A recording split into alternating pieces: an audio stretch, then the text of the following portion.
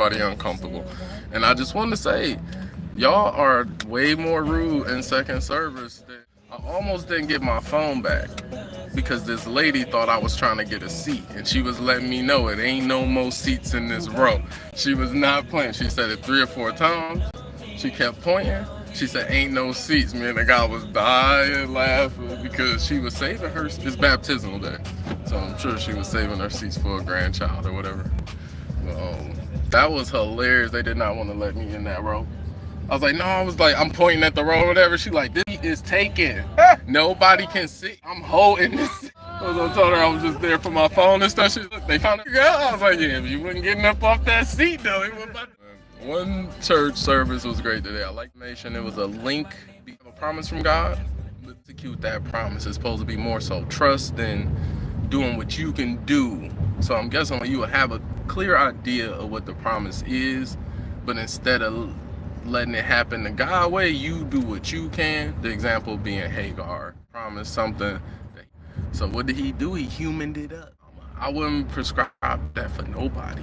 You know what I'm saying? I think his wife was in on it. I don't know what they was thinking, but they tried. He could do it, and not in the way God could do it. But then the overall link between living free woman, second child, because it ultimately transcribes to like living for Christ, and the difference between being in the bondage of Moses and the law given. It's like God promises you something, but instead of doing it the God way, you do it your way, which then you get what come from that. And in this situation with Abraham, it was a baby mama situation. It got violent. People got banished. Keep in mind, like even if he ain't really like the woman, that was still his firstborn son. Oh, it's hard. Like a guy was cracking up about that. Wifey asked with me. The guy Curtis was talking about. We would never have this older child from some other woman. The story ended right there. If I was Abraham, he was Abraham. It's over with right after. Wifey love you. She down with God. She know you be listening to God, and then you bring some slave child into the crib. Like, come on. The idea to his defense.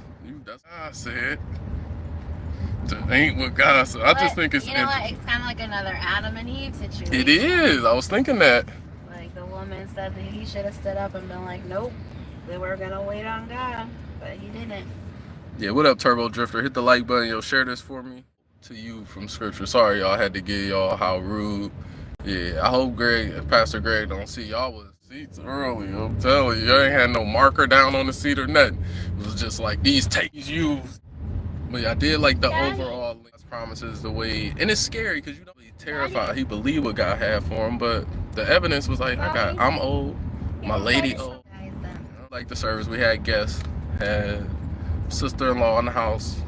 Her and her girl came through. They said they enjoyed. Shout out to the littles. We enjoy when the littles is sitting. Boy Greg and his wife. Hopefully y'all hit the 9. And I'm sorry, the 10:45. So get the first official men's link up chat tonight to rediscuss the word.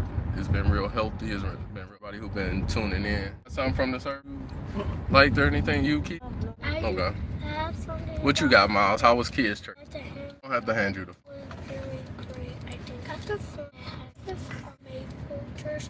So I was thinking I could people that I don't know. People that I know. Miles, you should play with people you don't know. That's how you get to know them. But if I play with people I don't know, then I'm not going to play with them every single day because they might be rude to me. And he asked me 10 times, so no.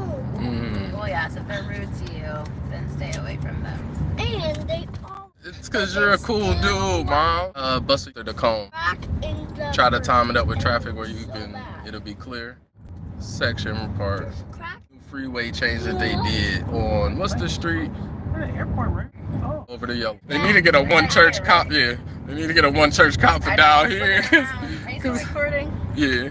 And Are we going home? Where are we going?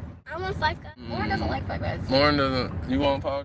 All right, we can go somewhere. Only me and my mom and We will. Dad will get it, so nobody else will. Yeah, well, we're gonna eat. Do you know area codes down below? In section down below. Where you from? What part of Columbus you from? Did you like the word? What was your favorite parts of the word today? Wifey, I'm sure she might have a comment or something. You got something, boo? Or you got 30 seconds. Trying to keep the video at 10. I liked how we talked about tradition for us. I'm definitely more a traditional person. I don't really like change that much, but I do understand when it's necessary. Okay. started. Took something from that too when he was saying people that's too fluid, I think sit on one thing instead of trying to do everything. I'm always trying to.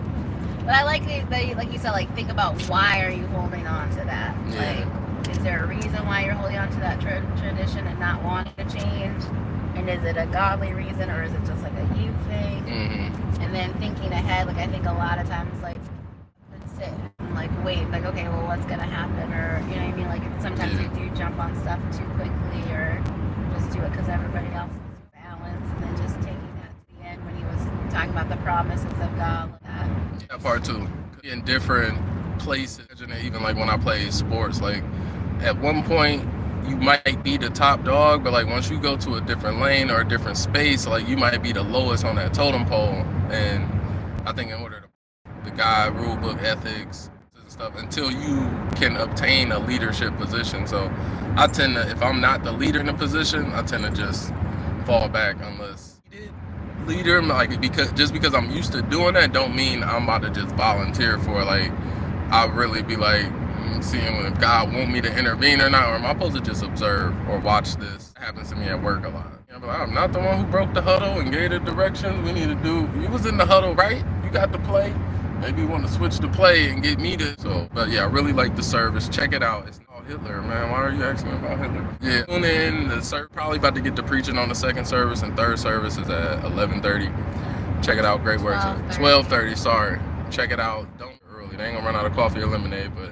Alright, in terms of Hitler, I do think Hitler was a manifestation of an antichrist. I think he was one of the more recent ones in world history, where this one particularly actually sought out God's people to do them harm for various reasons why he did it. So those are my only thoughts of Adolf Hitler. I also think that our current leader with ideas and beliefs and execution of his office. So, but comment section, like, share, and subscribe. Area code below, and your best part.